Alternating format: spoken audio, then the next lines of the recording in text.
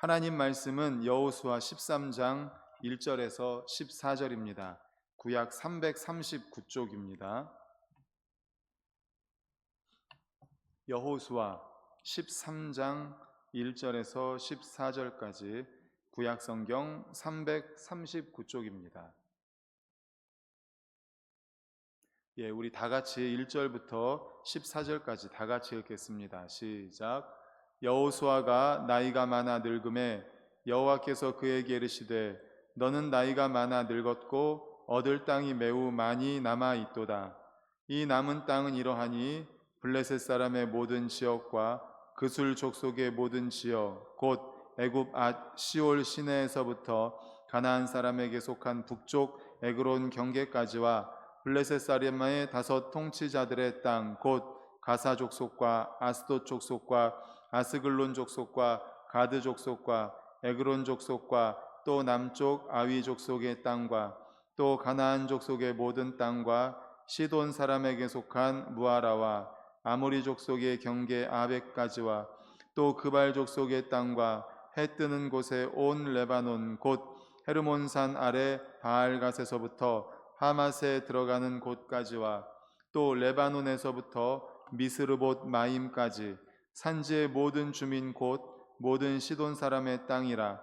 내가 그들을 이스라엘 자손 앞에서 쫓아내리니 너는 내가 명령한 대로 그 땅을 이스라엘에게 분배하여 기업이 되게 하되 이 땅을 9지파와 므낫세 반지파에게 나누어 기업이 되게 하라 하셨더라. 므낫세 반지파와 함께 루벤 족속과 갓 족속은 요단 저편 동쪽에서 그들의 기업을 모세에게 받았는데 여호와의 종 모세가 그들에게 준 것은 이러하니 곧 아르논 골짜기 가에 있는 아로엘에서부터 골짜기 가운데 있는 성읍과 디본까지 이르는 메드바 온 평지와 헤스본에서 다스리던 아모리 족속의 왕 시온의 모든 성읍 곧 암몬 자손의 경계까지와 길앗과 및 그술 족속과 마아갓 족속의 지역과 온 헤르몬산과 살르가까지 온 바산 곧 르바의 남은 족속으로서 아스다롯과 에드레이에서 다스리던 바산 왕 옥의 온 나라라. 모세가 이 땅의 사람들을 쳐서 쫓아냈어도 그술 족속과 마아가 족속은 이스라엘 자손이 쫓아내지 아니하였으므로 그술과 마아갓이 오늘까지 이스라엘 가운데에서 거주하니라. 오직 레위 지파에게는 여호수아가 기업으로 준 것이 없었으니 이는 그에게 말씀하신 것과 같이 이스라엘의 하나님 여호와께 드리는 화제물이 그들의 기업이 되었음이더라. 아멘. 할렐루야. 아멘. 우리 주변에 계신 분들과 사랑하고 축복합니다 하고 인사하겠습니다. 사랑하고 축복합니다. 사랑하고 축복합니다. 사랑하고 축복합니다. 감사합니다. 네, 오늘은 여호수아 13장 1절에서 14절을 본문으로 특권과 책임이라는 제목의 말씀으로 함께 은혜를 나누고자 합니다. 우리 말씀의 제목 같이 읽겠습니다. 시작. 특권과 책임. 오늘 말씀에 앞선 12장 후반부의 말씀, 지난주의 말씀을 잠깐 나누도록 하겠습니다. 요단강 먼저 동편의 정복에 관한 말씀입니다. 요단강 동편에 아모리 왕 시온과 바산 왕 옥과의 전쟁에서 이제 모세를 중심으로 해서 이스라엘 백성들이 모세의 지도 아래에서 이 두 왕을 물리치죠. 이스라엘은 이 승리를 통해서 하나님께서 이스라엘과 함께 하신다는 확신을 얻게 됩니다. 그리고 가나안 정복 전쟁에서 하나님께서 이렇게 함께 해주실 것이다 라는 확신을 얻게 되죠. 자신감을 얻습니다. 그리고 이 전쟁은 그러한 확신, 자신감 외에도 또 하나가 있는데 가나안 정복 전쟁이 어떠할 것인가를 알려주는 훈련 과정이었던 것입니다. 이처럼 하나님은 하나님의 일을 이루기 위해서 사람을 쓰시기 위해서 먼저 훈련하신다라는 말씀을 지난주에 받았죠. 그래서 제가 또 이런 말씀도 드렸습니다. 하나님께 쓰임받기 위해서는 우리는 준비를 해야 되는데 그 말도 맞습니다. 그런데 하나님이 지금까지 저의 26년의 사역을 봤을 때 하나님은 쓰시기 위해서 훈련시키시더라. 저는 개인적으로는 그렇게 말씀을 드리고 싶습니다. 그래서 우리가 어디에 있든지 최선을 다하면 하나님은 그 최선을 다하는 가운데 그 다음에를 위한 훈련이 되게 하시더라는 거죠. 그리고 훈련이 다 되면 그 다음 자리에 딱 갖다 놔요. 그럼 거기서 훈련한 걸 쓰세요.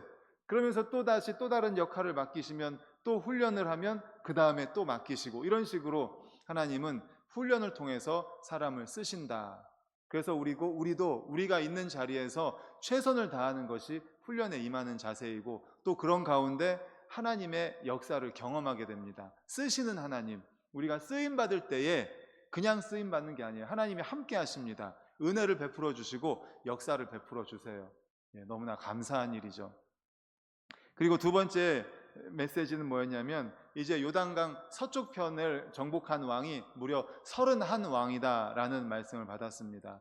그 가나안 땅, 그렇게 크지 않은 가나안 땅에 31왕이 있으면서 그들은 각각 분열되어서 서로 견제하면서 통치하고 있었습니다. 하지만 이스라엘 족속은 하나님을 중심으로, 여호와를 중심으로 하나가 된 연합 공동체였습니다. 그래서 이 가나안의 31왕을 다 물리칠 수가 있었던 거죠.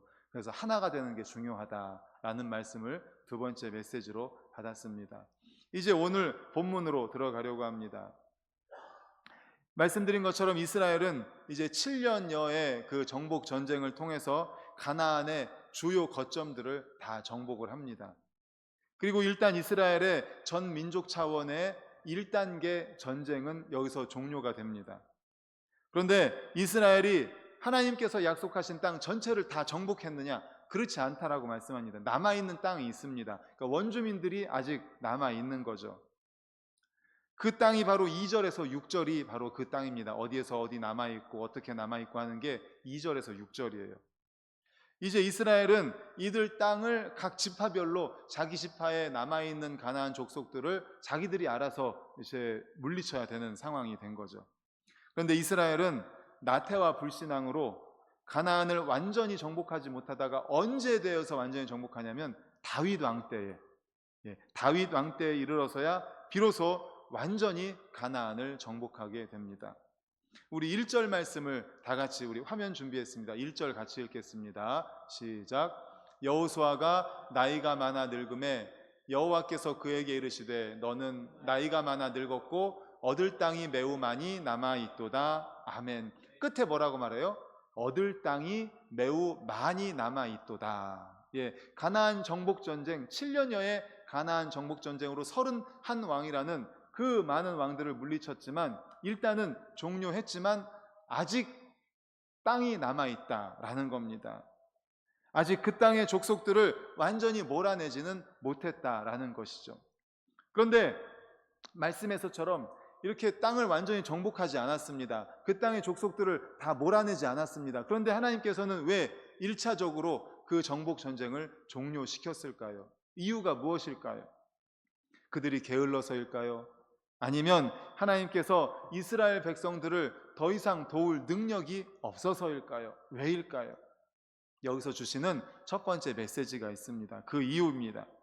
이스라엘 백성들로 하여금 신앙적인 긴장감, 영적인 긴장감을 늦추지 않도록 하시려는 하나님의 섭리의 결과인 줄 믿으시기를 축원합니다. 아멘. 그렇습니다. 영적인 긴장감을 위해서요. 신앙적인 긴장감. 하나님은 분명히 가나안 족속을 얼마든지 충분히 완전히 다 물리치실 수 있는 분이십니다. 그럼에도 불구하고 이스라엘 중에 남겨두심으로 말미암아 신앙적으로 긴장하게 하는 거죠. 왜냐하면 가나안 땅이 이제 우리 땅이다. 이제는 완전히 우리 땅이다. 이방 족속은 아무도 없다. 이렇게 완전히 나태해지는 것이 아니라 옆에 있어요. 가나안 원주민이 저쪽에 살고 있고 이쪽도 살고 있어요. 언제 쳐들어올지 몰라요. 그래서 영적으로 긴장하고, 그리고 누구를 의지해요? 하나님을 끝까지 계속 의지하게 하기 위해서. 우리 다 그렇잖아요. 나태해지면 어때요?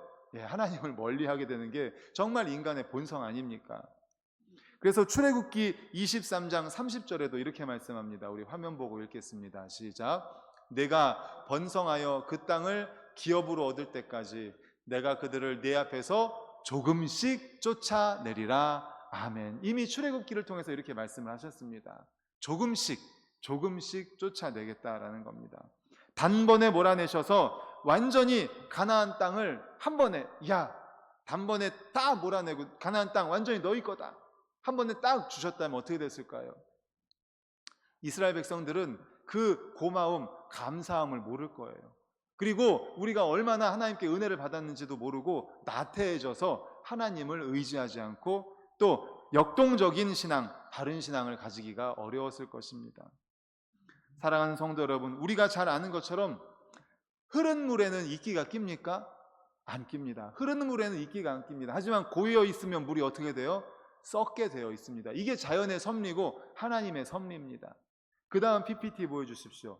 계속해서 봤던 가나안 땅 정복에 관한 건데, 지금은 가나안 정복보다 가운데 요단강과 위에 갈릴리 바다, 아래 사해 바다에 대한 이야기를 하려고 그래요. 우리가 잘 아는 것처럼 요단강이 흐릅니다.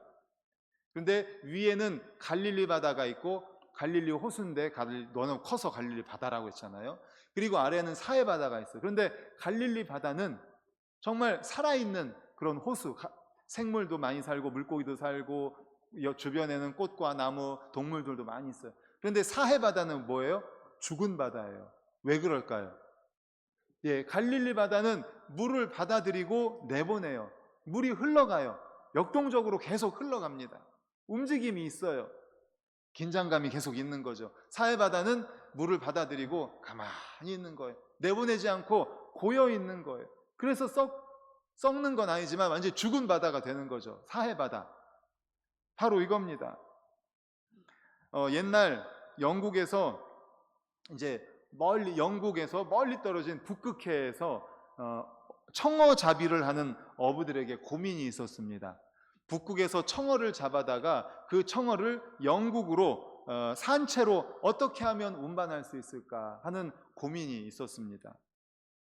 그것은 청어를 잡아다가 항구에 들어와서는 그것을 다시 시장에다가 내다 파는 일을 했는데, 이 청어라는 물고기가 그물로 잡아 올리면 성격이 굉장히 급하대요. 그래가지고 얼마 못 가서 죽어버린답니다. 너무 성격이 급해가지고. 그래서 그동안에는 살아있는 청어를 그대로 영국까지는 못 배송했어도 어떻게 했는가 하면 냉동을 시켜서 이제 영국에까지 가지고 간 거예요. 그렇지만 우리가 잘 아는 것처럼 음식을 냉동시키면 어떻습니까? 그만큼 신선도가 떨어지잖아요. 그래서 계속 이 어부들은 어떻게 하면 청어를 산채로 좀 그 영국까지 가지고 갈 수 있을까, 죽지 않고. 그런데 언제부턴가 어떤 한 어부가 이 청어를 잡아다가 진짜 살아있는 싱싱한 채로 영국에까지 가서 판매를 하는 거예요. 동료들은 그 비결이 너무나 궁금했습니다. 아니, 어떻게 하면은 산채로 잡아옵니까? 좀 비결 좀 알려주십시오. 그랬을 때 이 사람이 이야기합니다. 뭐 비결이랄 게 있습니까? 저는 그 청어가 들어있는 통에다가 청어를 잡아먹는 메기 한 마리를 넣어 놓습니다. 그러면은 이 메기가 청어를 잡아먹잖아요.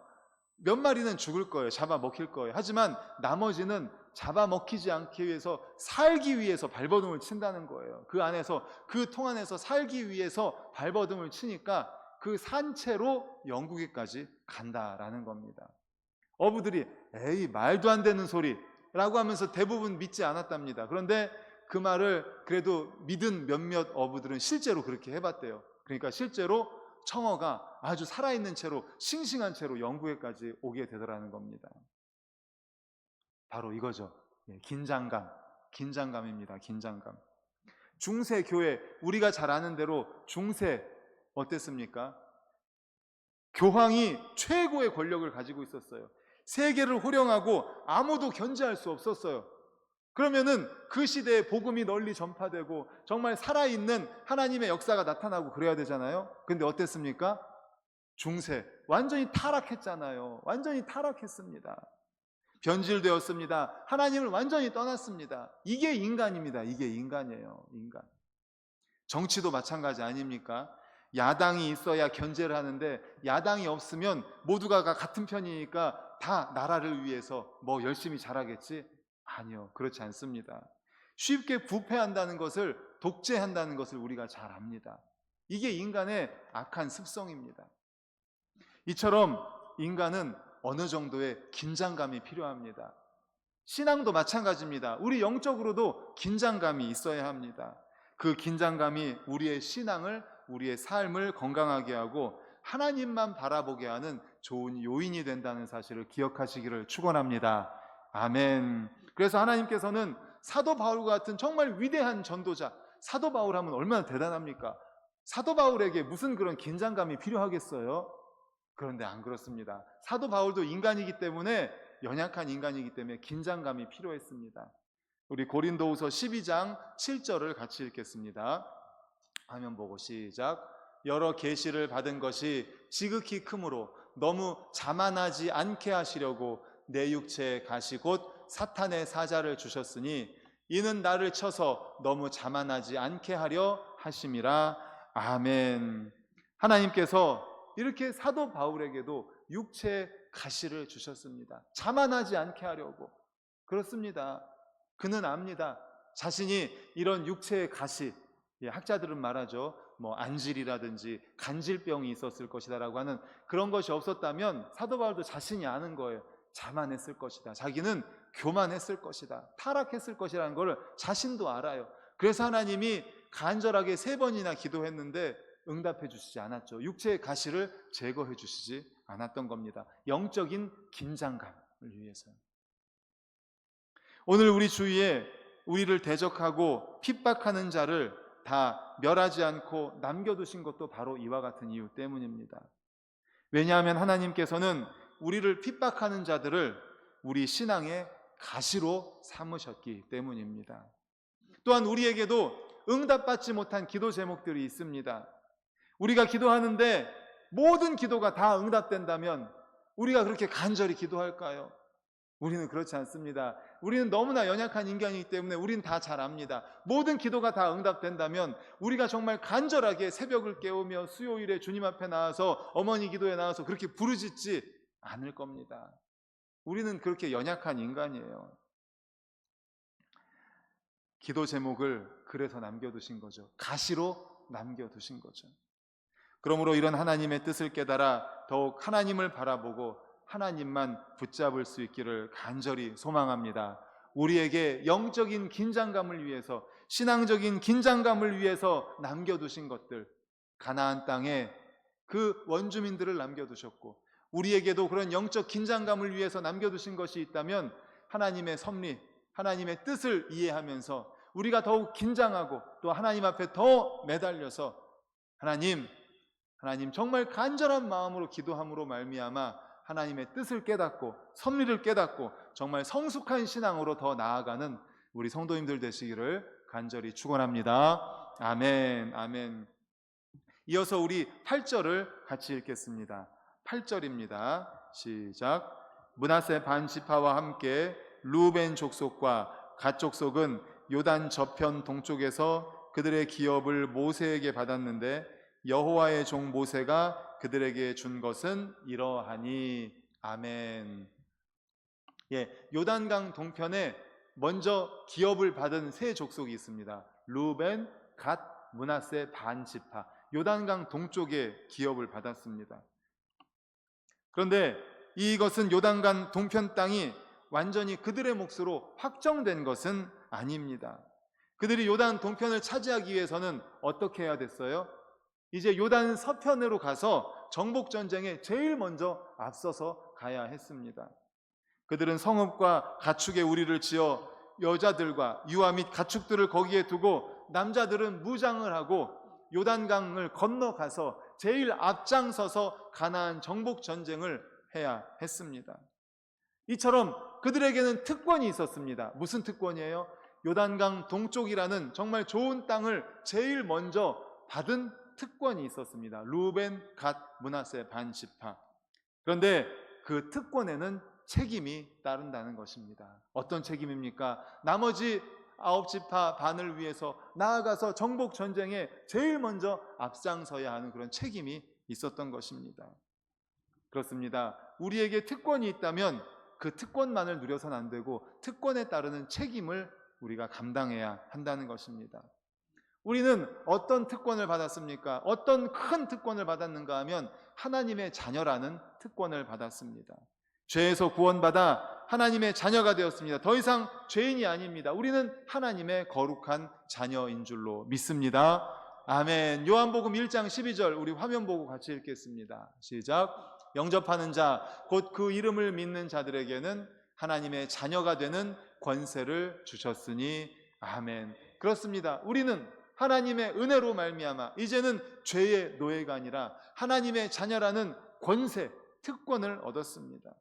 이것은 주로 말미암아 주어진 놀라운 특권입니다. 주님께서 우리에게 이 같은 권세를 부여하신 목적이 있습니다. 그 목적을 이해하고 우리는 책임을 감당해야 합니다. 요단강 동편에 그 두 지파 반이 좋은 땅을 얻었을 때, 그와 같은 특권을 먼저 받았을 때 그들이 책임을 감당하지 않았다면 가나안 땅은 정복할 수 없었을 것입니다. 그들이 앞장서서 나가서 싸웠기 때문에 그 이스라엘 민족 12지파가 하나가 되었고 가나안 땅을 이렇게 정복할 수 있었던 것이죠. 우리는 하나님의 은혜로 하나님의 귀한 자녀가 되었습니다. 그렇다면 우리가 이런 권세를 얻었다면 우리가 감당해야 될 가장 중요한 책임이 무엇일까요? 행축 때마다 항상 말씀드리는 것, 우리의 구원은 시작입니까? 끝입니까? 시작입니다. 그렇습니다. 우리에게 이런 귀한 은혜를 주셨고 권세를 주셨고 특권을 주신 것, 하나님의 자녀가 되는 권세를 주신 것은 바로 영혼을 구원하라는 그 책임을 감당하기 위한 것입니다. 우리가 아직 구원받지 못한 형제들을 위해서 할 수 있는 가장 중요한 것이 바로 영혼 구원 아니겠습니까? 구원의 유일한 길이 되시는 예수 그리스도를 그들에게 알려주어야 하지 않겠습니까? 주께서는 이 일에 우리가 헌신하기를 원하십니다. 이것이 바로 하나님의 뜻입니다. 디모데전서 2장 4절을 통해서도 말씀하십니다. 우리 함께 읽겠습니다. 시작. 하나님은 모든 사람이 구원을 받으며 진리를 아는 데에 이르기를 원하시느니라. 아멘. 모든 사람이 구원받기를 원하십니다. 먼저 구원받은 우리에게 주신, 특권을 누리고 있는 우리에게 주신 가장 중요한 책임이 바로 복음 전파의 책임입니다. 그러므로 우리가 항상 복음 전파의 책임을 감당해야 할 것입니다. 나만을 위한 특권으로 생각해서는 안 됩니다. 주님은 모든 생명을 귀하게 여기십니다. 그러므로 우리가 복음을 먼저 깨달았기 때문에, 우리가 먼저 받았기 때문에 우리는 그 복음을 가지고 나아가야 하는 것입니다. 성도임을 자처하는 우리가 복음 전도를 등한히 여긴다든지 영혼 구원에 무관심하다면 이것은 책임을 회피하는 것입니다. 은혜를 제대로 이해하지 못하는 것이죠. 우리가 일본에 청년들이 단기 선교를 갑니다. 선교도 뭡니까? 전도예요. 전도와 선교의 차이가 뭐냐? 전도는 같은 문화권 안에 있는 사람들에게 복음을 전하는 게 전도고, 선교는 다른 문화권에 있는 분들에게 복음을 전하는 게 선교예요. 같은 거예요. 근데 지금 보면은 우리나라에도 외국인들이 참 많이 들어와 있습니다. 그래서 한 교회 안에서 예배를 드릴 때 외국인 예배도 있어요. 결국 우리나라에서 선교하는 겁니다. 외국에 나가면 한인교회가 참 많습니다. 같은 민족을 전도하는 거예요. 선교와 전도가 결국은 같습니다. 복음을 전하러 가시는 거예요. 선교도 복음을 전하러 가는 거예요. 우리나라에서 전하는 것 전하든 외국에서 전하든 우리는 복음을 전해야 될 책임이 있는 것입니다. 왜냐하면 우리가 먼저 특권을 받았기 때문에. 그러므로 사랑하는 우리 모든 성도님들, 우리에게 주신 그 귀한 특권, 영접하는 자 곧 그 이름을 믿는 자들에게는 하나님의 자녀가 되는 권세를 주셔서 우리가 이 자리에 있지 않습니까? 그렇다면 우리가 책임을, 영혼 구원하는, 복음을 전하는 책임을 감당하는 우리 모두가 되시기를 간절히 축원합니다. 아멘.